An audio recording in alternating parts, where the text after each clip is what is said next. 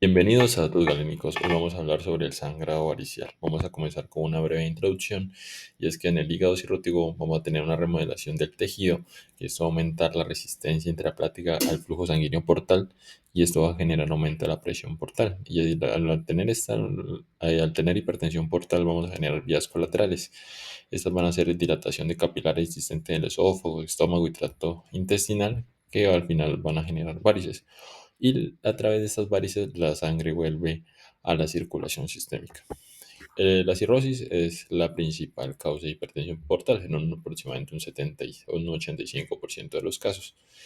Pero también la cirrosis es la quinta causa principal de muerte en adultos, el octavo lugar en el costo económico entre las principales enfermedades y en el 2017 más de 1.3 millones de muertes en todo el mundo se atribuyeron a la cirrosis. Dentro de la etiología propiamente de la cirrosis, las tres más frecuentes son la enfermedad hepática alcohólica, el hígado graso no alcohólico y la hepatitis viral. En cuanto a la hipertensión portal, esta conduce a mayor descompensación de la función hepática, manifestada como ascitis, ictericia, encefalopatía hepática, síndrome hepatorrenal y hemorragia gastrointestinal, que es lo que vamos a revisar el día de hoy. Por lo que el sangrado varicial es la segunda causa más común de muerte en pacientes con cirrosis. En cuanto a la fisiopatología, vamos a comenzar con algo que se llama fibrogénesis, en la cual diferentes estímulos dañinos a nivel del hígado van a generar que las células estrelladas hepáticas, unas células de origen mesenquimal, se vayan a transformar en miofibroblastos, los cuales van a generar la sustitución del tejido normal con tejido cicatricial. En condiciones normales vamos a tener un hígado con los hepatocitos, los sinusoides hepáticos y el tracto portal. Entonces, al tener este hígado, vamos a tener que al tener un daño a nivel hepático, ya sea por el alcohol o las hepatitis virales, vamos a generar activación de las células estrelladas a nivel hepático que se van a convertir en miofibroblastos activos, donde va a aumentar el inhibidor de metaloproteinasas, van a aumentar las proteínas de matriz extracelular, el colágeno, en el cual una vez se perpetúe el daño van a generar tejido cicatricial, donde este tejido cicatricial, como podemos ver en medio de los hepatocitos, se va a generar un entramado de matriz extracelular que va a generar la oclusión de las derivadas de la vena porta y va a generar un aumento de la resistencia y aumento de la presión portal a nivel intrahepático y después por los efectos crónicos pues vamos a tener el hígado totalmente cirrótico. Pero también lo que acabamos de mencionar es el componente estructural, pero también vamos a tener un componente dinámico. Y es que las células de músculo vascular tienen el potencial de comprimir los sinusoides hepáticos en respuesta a mensajeros contráctiles, donde se va a ver que a nivel intrahepático va a disminuir la concentración de óxido nítrico, mientras que va a aumentar la concentración de endotelina 1. Y se ha visto en estudios animales que el hígado cirrótico es hipersensible a la vasoconstricción. También se genera un estado inflamatorio sistémico que va a promover la vasodilatación esplásmica, dado que el hígado no va a poder procesar ni metabolizar diferentes citocinas como la bradicinina, y también va a generar un crecimiento excesivo de bacterias intestinales y aumento de la permeabilidad intestinal, que pues juntos estos mecanismos también pueden generar vasodilatación. En cuanto a la patogenia de la hipertensión portal, esta gráfica es muy interesante, donde vamos a poder ver cómo es la relación de la fisiopatología y de parte adelantamos un poco cómo es la relación con el tratamiento. Entonces ya sabemos que un hígado fibrótico va a generar incremento en la resistencia hepática que se va a manifestar como hipertensión portal. Al tener hipertensión portal, como lo vimos al inicio, el flujo sanguíneo trata de volver a la circulación central por unas vías colaterales, en este caso pues generando la formación de varices, pero también va a generar la formación de nuevos vasos, conocido como angiogénesis. ¿Listo? La hipertensión portal va a generar vasodilatación esplénica. Esto va a generar una hipotensión, una hipovolemia efectiva, que eso va a generar una activación de los sistemas periféricos ante esta hipovolemia, en especial el sistema renina, angiotensina, aldosterona, el cual va a generar un aumento de la retención de agua y de sodio, que va a generar hipervolemia. Esto va a llevar a un aumento del gasto cardíaco o un aumento a su vez del flujo venoso portal, que va a generar un mayor hipertensión portal y mayor complicación de las demás condiciones que va, como podemos ver, puede ser un círculo vicioso. Ahora bien, ¿cómo van a actuar los diferentes tratamientos? Cuando tenemos un incremento de la resistencia, por ejemplo, los betabloqueadores no selectivos como el carvedilol va a generar va a actuar sobre el componente funcional de eso, generando uno por sus receptores, por su antagonismo. Beta 1 va a disminuir la frecuencia cardíaca. Por su componente beta 1, su componente beta 2 va a actuar sobre la vasodilatación esplánica. Y su componente alfa 1 también tiene un poco más que todo a nivel periférico, pero también a nivel esplásmico. La derivación portosistémica va a generar que es un tratamiento ya de última fase cuando no hay respuesta a las medidas iniciales, en el cual vamos a conectar una de las venas, la vena porta con una de las venas suprahepáticas, saltando este paso del hígado. Lo otro son los vasoactivos como la somatostatina, la vasopresina y sus análogos que van a actuar sobre la vasodilatación esplánica, de lo que vamos a hablar un poco más detallado en adelante de la presentación. Lo otro es tratamiento endoscópico que va a generar sobre la oclusión de las varices. Y pues así podemos como el manejo inicial y la fisiopatología de la enfermedad. En cuanto a las varices, vamos a tener una clasificación. Pueden ser esofágicas o pueden ser gástricas. Las varices gástricas se pueden dividir en gastroesofágicas o gástricas aisladas. Estas se encuentran hasta el 2/3 de los pacientes con cirrosis. La tasa de incidencia de nuevas varices en pacientes con cirrosis es de 8 a 10% por año. Y la tasa de progresión de pequeñas a grandes en pacientes con varices establecidas oscila entre el 8 al 12%. Son reversibles, especialmente en el caso de pacientes con solo varices pequeñas al inicio de la enfermedad. Ahora bien, tenemos lo siguiente, y es la anatomía. Vamos a tener una clasificación endoscópica, que es la clasificación de Sarin. En esta diapositiva, primero vamos a ver cuál es la irrigación que va a llevar cada una de las varices.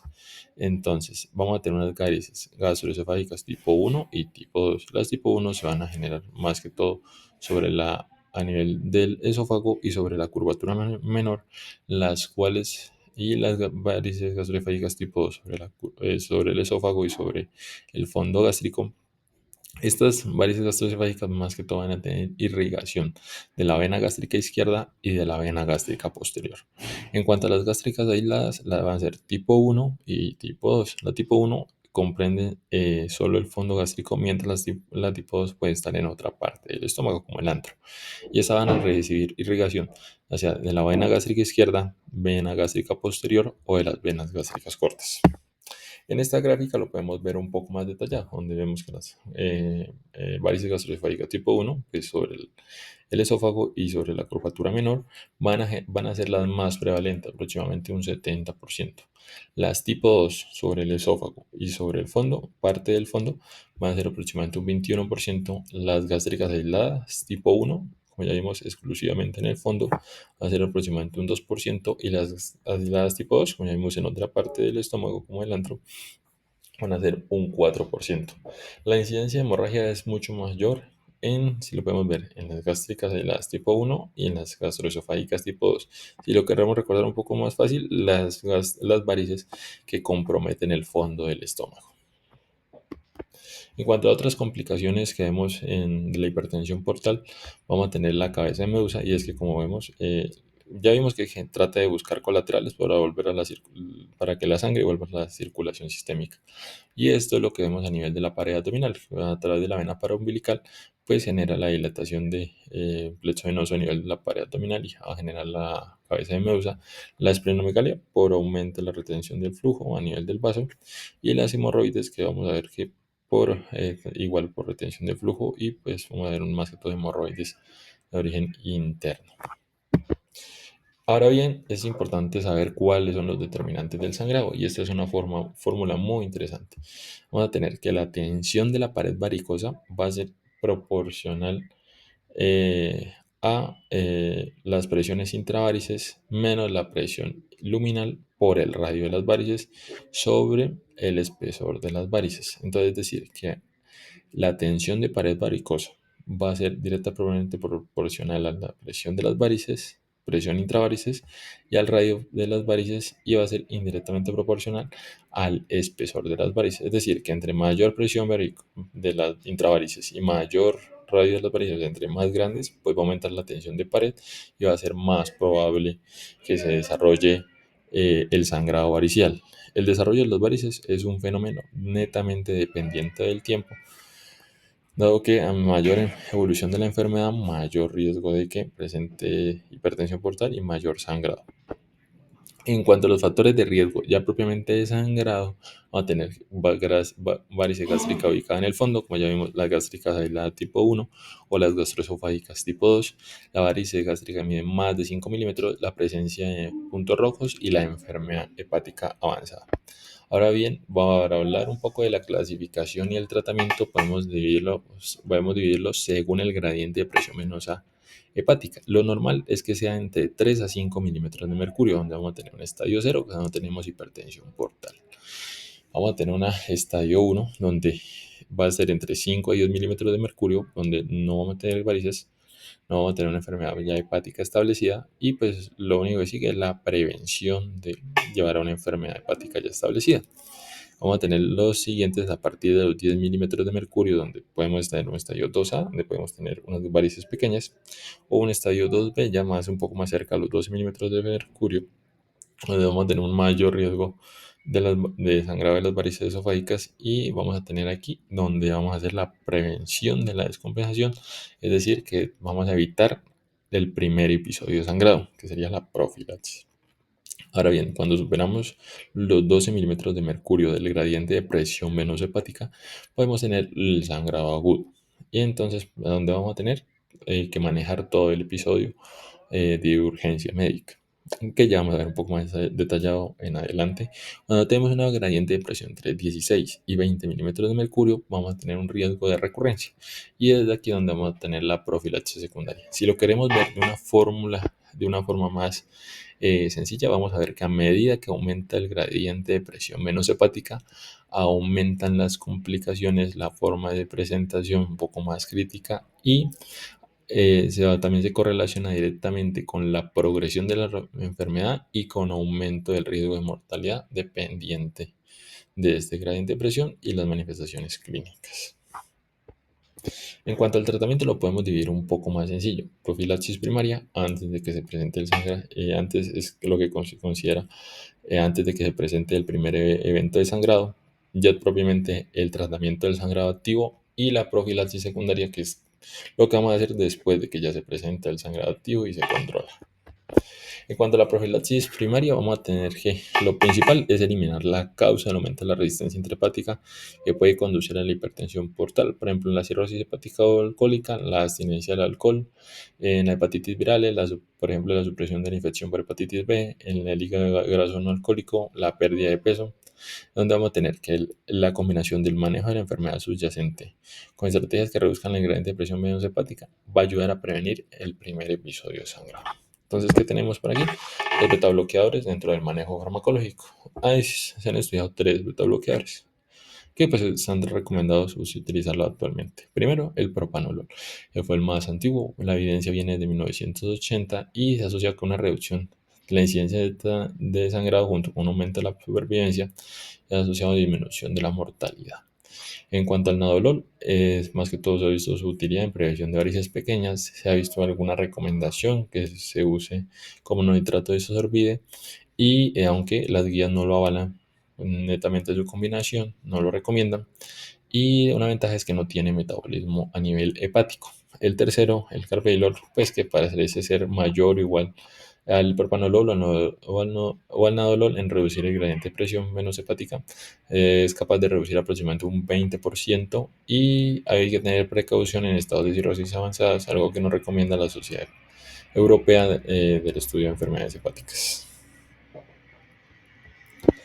En cuanto a la intervención endoscópica, vamos a tener 2 métodos para poder realizarlo: la ligadura endoscópica con bandas o la escleroterapia endoscópica.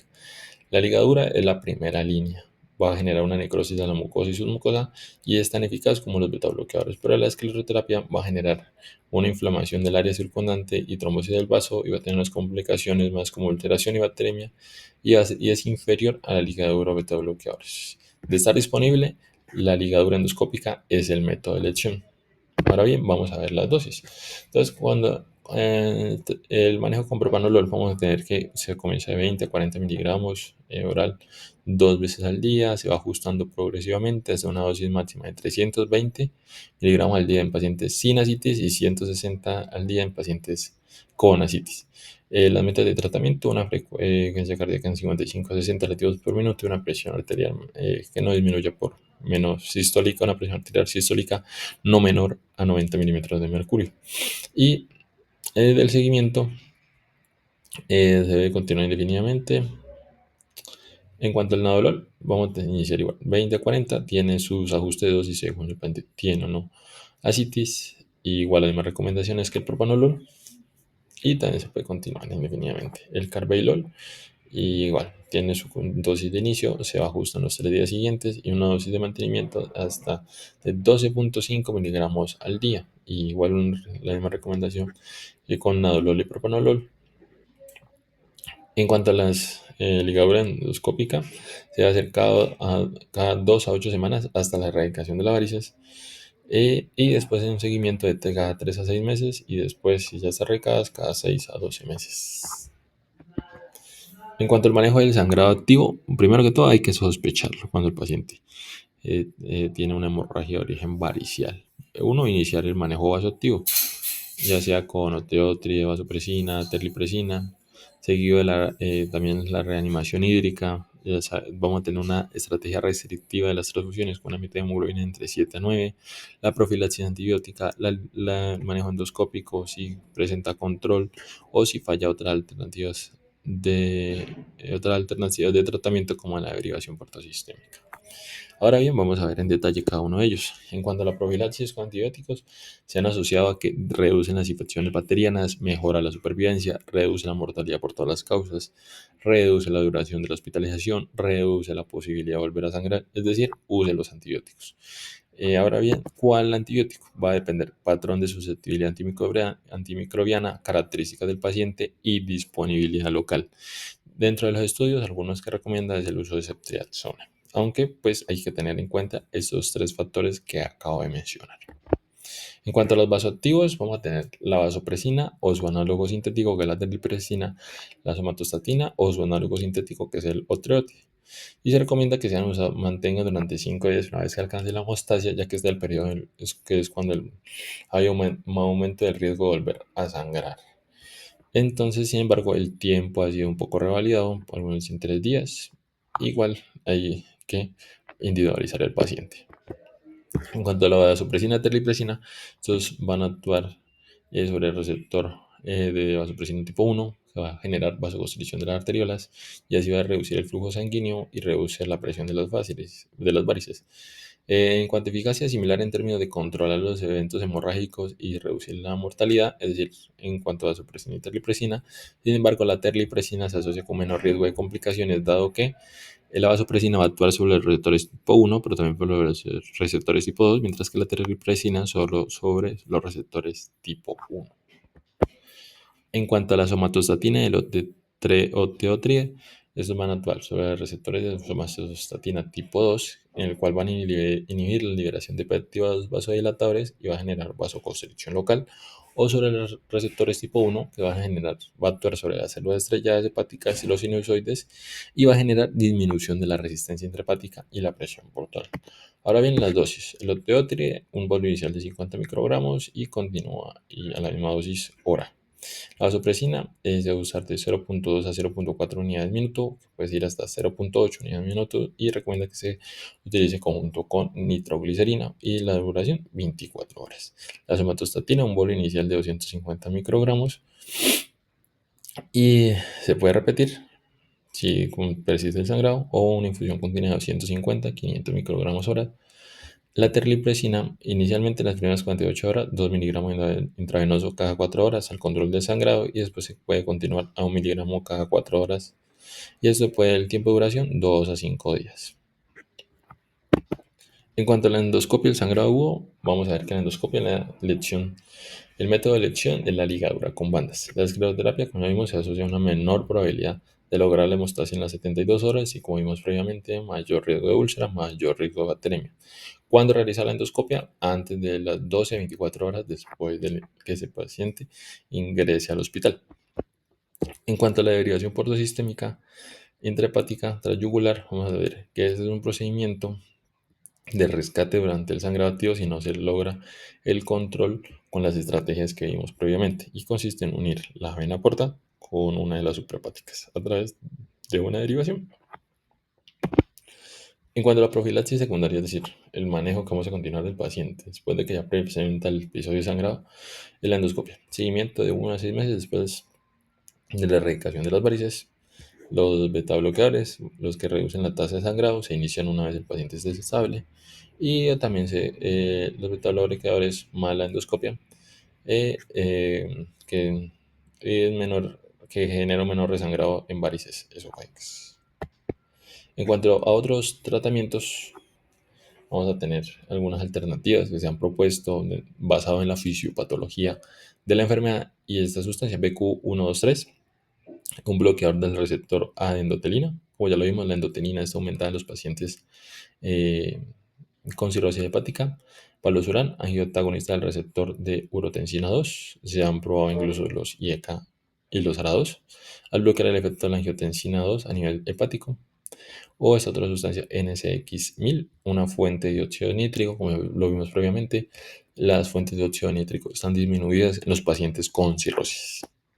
En cuanto a conclusiones, las estrategias actuales se centran principalmente en reducir la presión portal para prevenir el sangrado varicial o erradicar las varices existentes, comprender cómo interaccionan entre las comorbilidades y el estadio de la enfermedad hepática afecta la respuesta al tratamiento, podría contribuir a ensayos clínicos más exitosos y la llegada de nuevas terapias para reemplazar o complementar los beta bloqueadores o las intervenciones endoscópicas o incluso otros tratamientos que ya conocemos. Es decir, motiva a investigar.